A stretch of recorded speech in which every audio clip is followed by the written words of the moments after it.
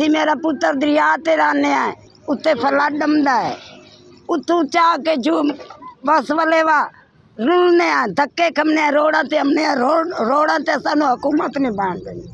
बच्चा नू लाए के चार चफेर भजने हैं, साड़ी इमदाद नहीं करते कोई। साढ़े बच्चे धुप्पा ते मरदे न, भुखती धक्के खमने, न जमीन है कोई, ना कोई माल है, ना मंगी है, उत्ते खुदा तले जमीन है, रोड़ा ते बच्चे नू लाए ते फिरने हैं।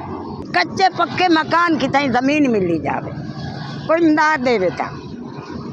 मेरा बच्चा साड़ा कोई नहीं वली वारस, खाने बेदोस है कोई नहीं साड़ा अल्लाह तू सिवा। बच्चे साढ़े निक्के निक्के धक्का मारते, दरियावां ते रुलने, तीलां दा कम करने, एक एक तीला चुगने, इत्थे साड़ी कारोबार नहीं चलती। मरियम निवाज कोई करे साड़ी गरीबां दी इमदाद।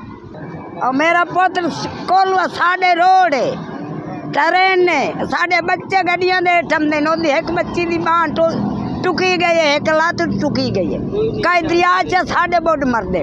असी की करिए, साड़ी कोई भी साड़ी मदद नहीं करता।